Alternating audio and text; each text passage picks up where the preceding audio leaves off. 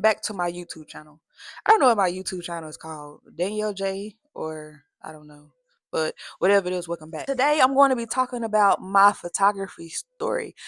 I realize I'm always telling other people to tell their stories, but I've never told my photography story. So today I'm going to talk about how I became a photographer, and also on the next video I'm going to talk about the journey of what things looks like as a entrepreneur and a freelancer. But let's just get right into it. I've been a photographer for what? A little over a decade. I started in 2013 in college. I remember my dorm room, I stayed like on the top floor. I think it was like 12 floors, and I used to capture the best pictures. At that point, all I had was a digital camera, and I was in a photography class. And I don't know why I took this photography class. I think I was just taking an elective in my freshman year. But when I say I had zero desire to do photography, but I would look out my window and I would just see like sunsets. But in this photography class, I think I was like, I think I like photography, but I couldn't afford a camera at that point. And I used to walk around campus and I used to just see like pictures with my eyes. Like I would sunset and I would be like, man, that'll be a good picture. And so I think it was 2013 where I got my first camera. 2013 summertime. I was praying to God because I was going into my junior year in college. And I was like, Lord, I genuinely don't know what to do with my life. I was doing radio and television. That was my major. And I was like, God, I don't want to do this. I like video and I always wanted to be like a movie producer or film, but the school I went to was horrible for that. Going through this phase where I was just like, Lord, I genuinely do not know what I want to do with my life. And so I got a refund check. Now, a lot of people say you shouldn't make big purchases with your refund checks, but I believe in investing in yourself. And so a camera was the best investment that I have ever purchased. I got a Canon 60D from the pawn shop in Dallas. When I tell you I went to work with that cameraman, I would carry my camera around with me on campus, and people would just walk up to me like, "You do pictures? I need some graduation pictures." I was charging like 40 or 50 for graduation pictures. That's to any college student. If you got a camera, baby, you should never be broke. Graduation shoots, probates, whatever you got to do.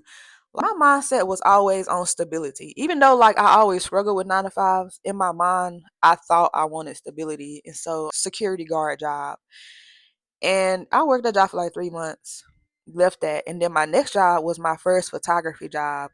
I worked at those portrait companies, like they go around to different schools and take pictures of the kids. It was like in Plano, Texas. And when I tell you, that was the moment when I knew, I said, yeah, a 9 to 5 is not for me.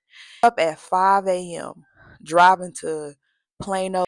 And I was making like $13 to $15 an hour, which is not bad. That wasn't bad back in 2016. Now that's horrible. That was the first time I was seeing $1,000 paychecks. I said, this ain't bad to be fresh out of college. I was like, I don't want to work for nobody. And so my mom had passed away at the end of 2016, and I knew mentally, I said, I cannot work because it was a very stressful job. Like, every now and then I hop on Indeed, and I think those jobs, I think now they paying like $15 to $16 an hour, which is, it was not worth the work we did. But I think that was the last time I worked a 9 to 5 job, because I was like, God, this cannot be life. I'm getting up at 5 a.m., then getting home at 6 and 7 because of traffic. And I was like, no wonder our parents was coming home angry all the time. I would be mad too.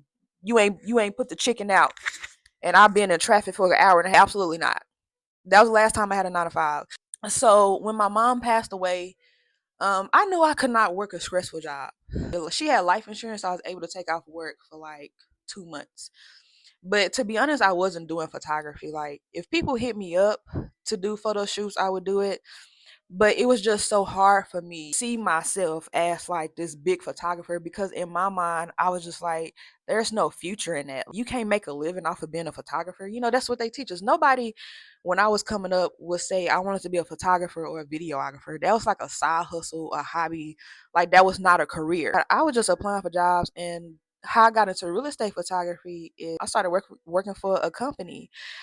This had to be the Lord, because I don't even know how I applied to this job. They called me and they said, "Yeah, you applied to our job."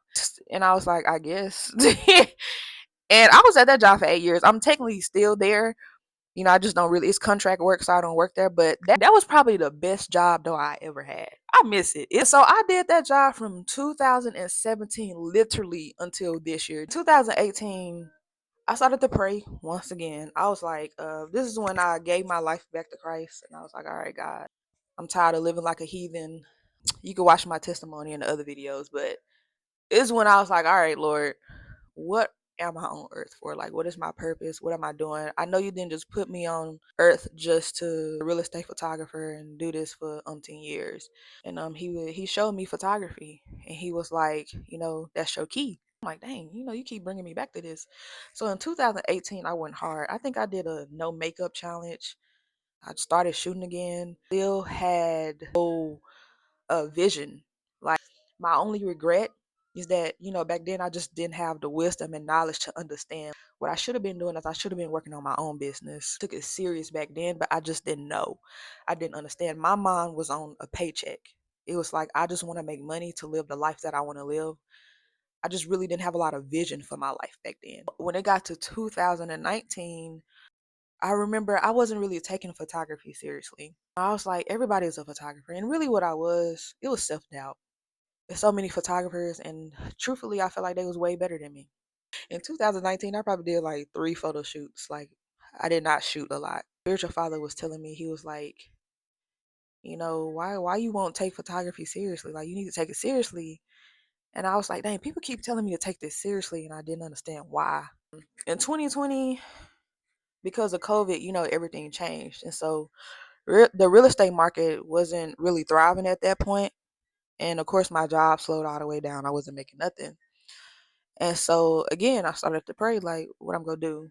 And that's when God started to speak to me, like, I really need you to take photography seriously. Like, I'm not gonna lie, I didn't want to, because my mindset was still on, there's no money in this. Like, what do you? But I did. I was obedient. And I remember I just started shooting my friends. And I remember I put my all between 2020, 2022. I took some of the best photos I ever took. Is where most of my portfolio was at its peak. I started to realize, I was like, okay, God, there may be something in this, but I still didn't have vision, because I was like, well, what am I supposed to do? Like, now you see a lot of photographers be like, okay, I want to do this, I want to work this. But like I said, in my mind was so much like, there's no money in this. Like, photography is a hobby. I want stability. I had a life coach back in 2020, and I remember she just asked me a simple question, like, what do you want to do? And I was like, I don't know. She was like, Danielle, what do you want to do? And I remember at that time, I was like, I would like to be like a high end photographer, a editorial photographer, fashion. Like, it was like, why can't you do that? And I was like, what do you mean? I think that was a turning point for me, because I realized, like, why can't I be that? Why can't I be a high end photographer? 2020, and that's what I started to work towards. I started doing a lot of editorial work. As you can see on this wall, I would submit my work to magazines. Caviar, Kayvyar. I think that's how you spell it. Don't quote me on that. I would just submit my work, and they would give me covers. Like, I'm telling you, I got like 12 covers in a year. I always thought it was just God. Like, it was just God showing me, you got a gift. Like, you got this. But in 2021, I moved to Atlanta. I moved here for a church, but I also moved here for my career, because the type of photographer that I wanted to be was just editorial, fashion. I was a real estate photographer, and the real estate market was crazy during those years. I don't know if y'all remember, but it was like insane.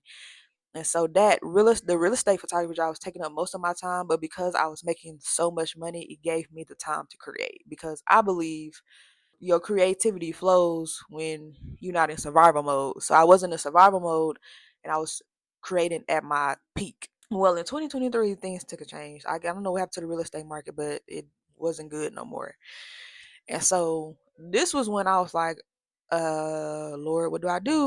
And he was like, you got a business. You're sitting on a gold mine. And so when I tell y'all, don't judge me, okay? I was a photographer for 10 years. And I think 2023, or was it 2024? Well, either way, 2023 was the first time someone hired me, and I think I got paid like $2,000. The reason why I say that is because when you tell yourself all the time, like, ain't no money in that, ain't no money in that, like, I was literally handicapping myself. And God was like, you're sitting on a gold mine. Now, granted, I'm not gonna lie to y'all. God had to twist my ear. He had to grab me by my neck. I got on Indeed so many times. I said, Lord, I'm about to get a job. Photography is about to be a hobby. You hear me? God, I don't know. He just kept me. And people like would prophesy to me and be like, no, you're supposed to be a photographer. Um, the Lord wants to do something with you behind the camera. God would give me visions, and it's like He would never let me give up.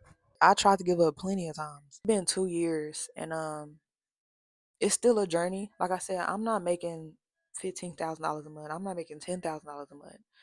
Girl, some months I don't make nothing. That's the thing about being a freelancer or entrepreneur. That's the part that they don't tell you. 5 years ago, I wouldn't have in 2020 when I was talking to my life coach. I didn't believe that I could. Somebody would pay me $1,000 or $2,000 for a photo shoot. And also another thing that God helped me understand is not to idolize your gifts. In seasons where I was just full of myself, that's when the clients wouldn't come in. I mean, He will humble you. So don't be like the world, because the world also teaches you to idolize money. The world teaches you to idolize your gift. The world also teaches you to idolize money, idolize being a creative, but no, all from Him. But the best advice I could give a photographer, like I said, y'all come from a different time. Nobody's really telling people not to be photographers anymore. I will say this: photography is an oversaturated market. But like somebody told me years ago, when you walk down the bread aisle at the store, you don't say, "Ooh, it's too many types of bread. Why is all this bread?" You go down that aisle and you find the bread that you want. You got white bread, potato bread, wheat bread. They got bread with seeds on it now. It's all types of bread because everybody likes a variety. And so the same thing in photography, videography, or whatever you do, they not you. We need different photographers.